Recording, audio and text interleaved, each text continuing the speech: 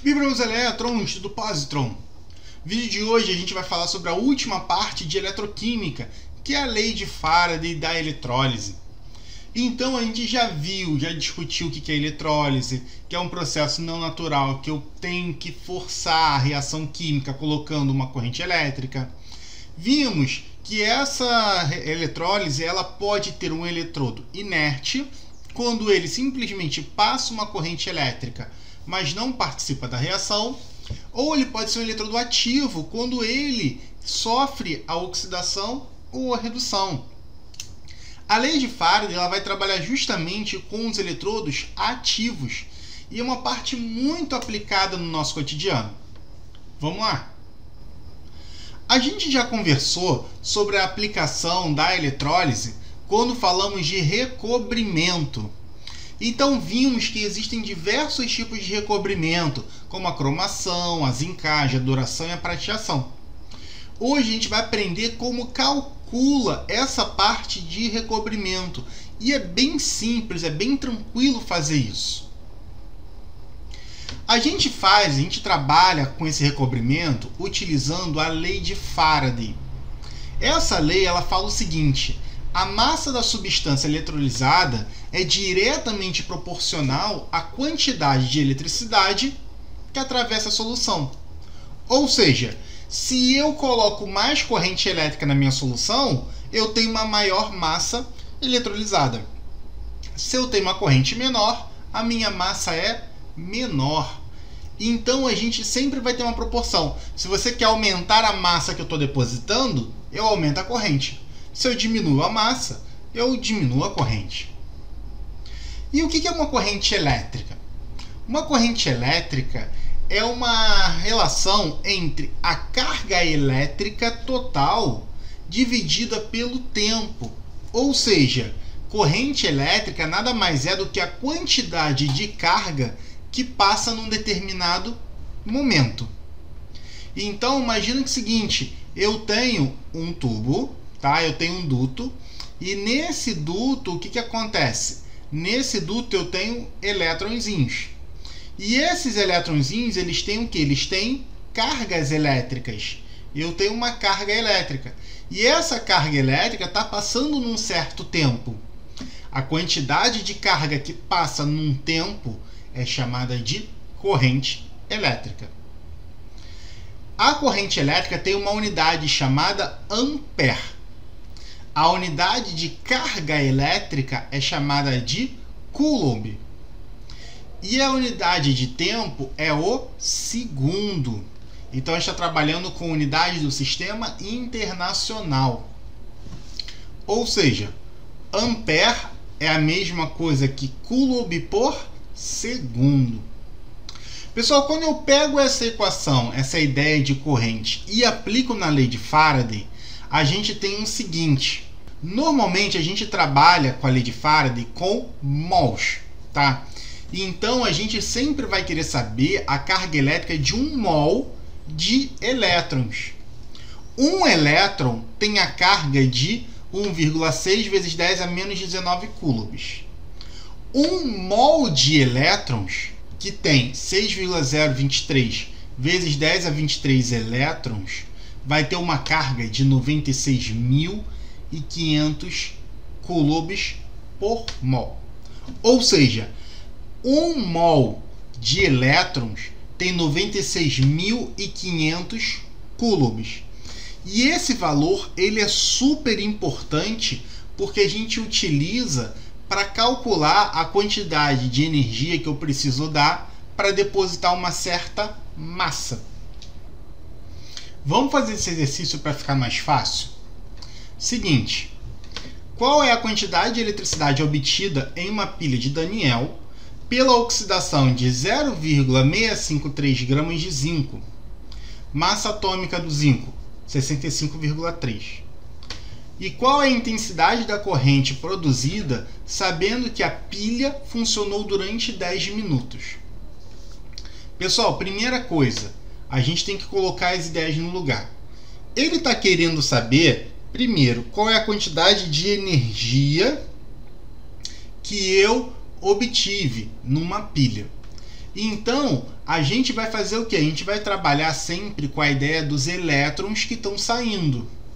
Então, olha só, o que acontece? Se eu estou oxidando o zinco está indo de 0 para zinco mais 2. E está perdendo 2 elétrons. Qual é a massa do zinco? A massa do zinco é 0,653 gramas.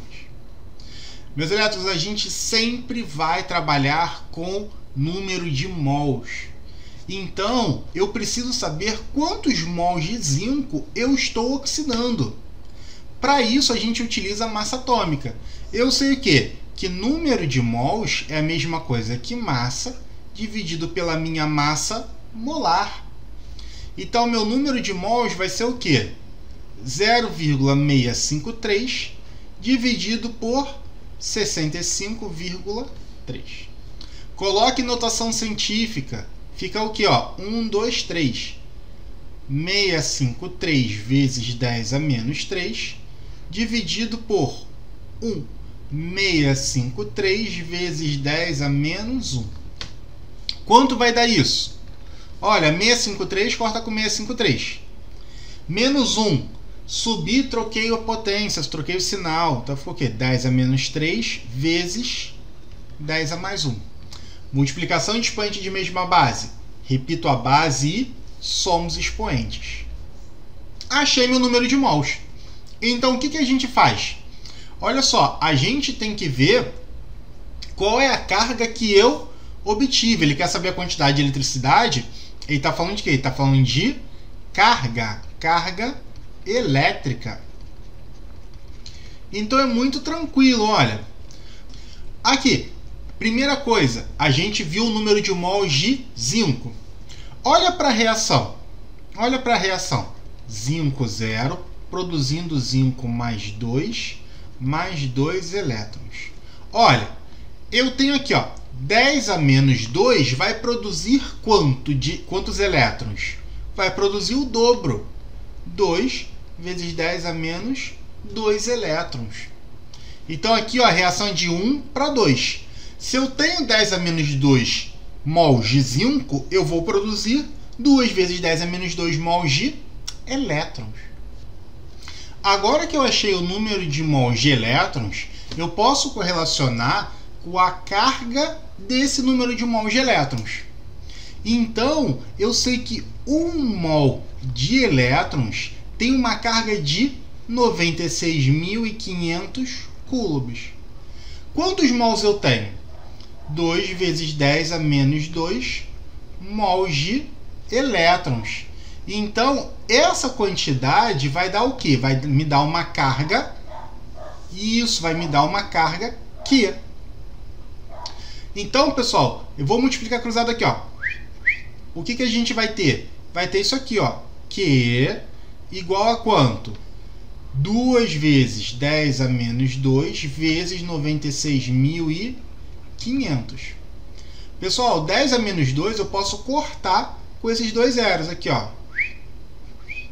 O que vai me sobrar? Q igual a 2 vezes o quê? 965 coulombs. E quanto dá isso? Eu vou ter uma carga de 10 sobre 1, 2 vezes 2, 13, sobe 1, 18, 19. 1930 coulombs. Essa é a minha carga. Essa é a minha carga elétrica. Beleza. Então agora, eu achei a primeira opção que ele queria, que é o quê? A quantidade de eletricidade. Agora ele quer saber o quê? Quantidade de corrente elétrica. Então, a gente tem que eu tenho uma quantidade de carga de 1930 coulombs. Beleza. Só que como é que eu relaciono isso para ter a intensidade de corrente produzida? A corrente elétrica vai ser a quantidade de carga dividido pelo tempo.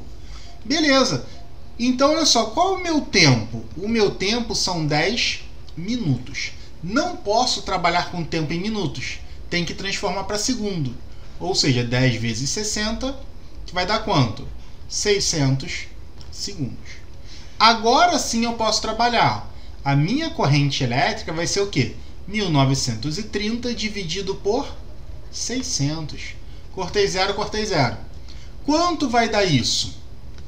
A gente vai achar um valor de 3,2166 reticências amperes.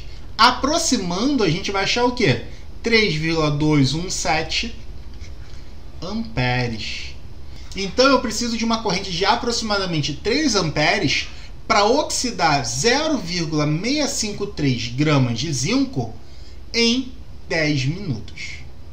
Beleza? Segundo exemplo. Calcule a massa de cobre metálico depositada por uma corrente elétrica de 1,93 amperes que atravessa uma solução de sulfato cúprico durante 10 minutos. Massa atômica do cobre, 63,5. Então, pessoal, o que a gente vai fazer? Primeira coisa, a gente vai fazer a ideia de trás para frente. Por quê? Porque ele me deu corrente e ele me deu tempo. Então, com isso, eu consigo calcular a carga, porque eu sei que corrente elétrica é carga sobre tempo. Calculo a carga. Com a carga, calculo o número de mols. Com o número de mols de elétrons, eu sei quantos elétrons o cobre perde e com isso eu faço a continha contrária. Então é bem tranquilo de fazer também. Então aqui, ó, primeira coisa, vamos achar a carga elétrica desse material. Então aqui, ó, a corrente elétrica 1,93 igual a quantidade de carga que eu quero, dividida pelo tempo. O tempo, 10 minutos, tem que passar para segundos. Então, 600 segundos. Beleza. Então, quanto é que a gente vai ter aqui? Estou dividindo, passo para o outro lado, multiplicando. Q é igual a 1,93 vezes 600. Então, Q vai ser igual a quanto? 18 sobe 1, 6 vezes 9, 54, com 1, 55, sobe 1, 6 vezes 1, 6, com mais 5, 11. Então, 1158 coulombs. Achamos a quantidade de carga. Beleza, carga elétrica. Agora, o que a gente vai fazer? Agora, eu vou achar a quantidade de mols de elétrons. Eu sei que 1 mol de elétrons tem uma carga de quanto? 96.500 coulombs. Qual é a quantidade de carga que eu tenho? 1.158 coulombs. Isso vai me dar quantos mols? N. Então, o que a gente vai ter? Que multiplica cruzado. 96.500 vezes N igual a 1 vezes 11.158.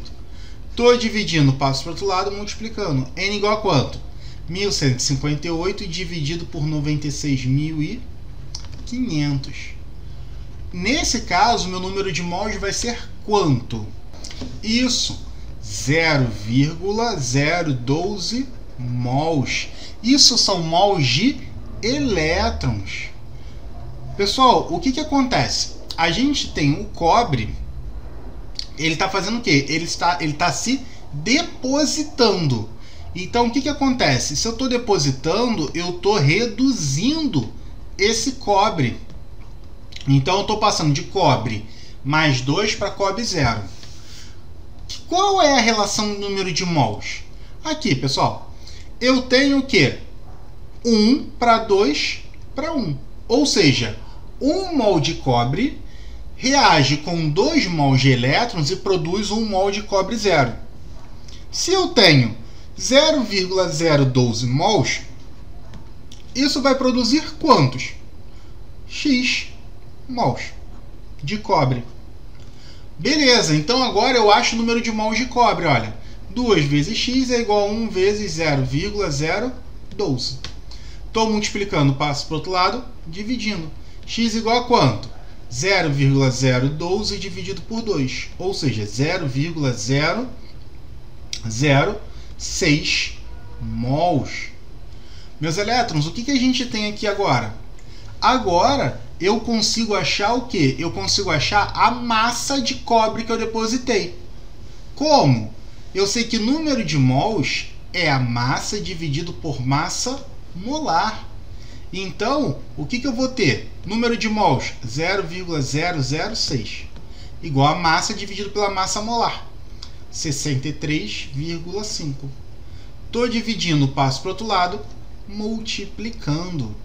0,006 vezes 63,5.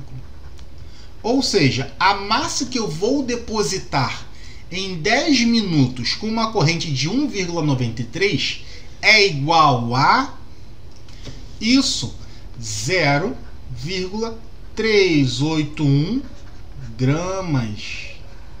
Muito bem. Tranquilo? Meus elétrons, então é isso. No vídeo de hoje a gente falou sobre a lei de Faraday para a eletrólise. Vimos que a corrente elétrica ela é proporcional à massa dos materiais eletrolisados.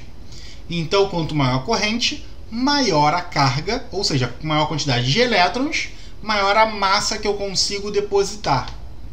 Muito obrigado, até a próxima. Beijos no elétron!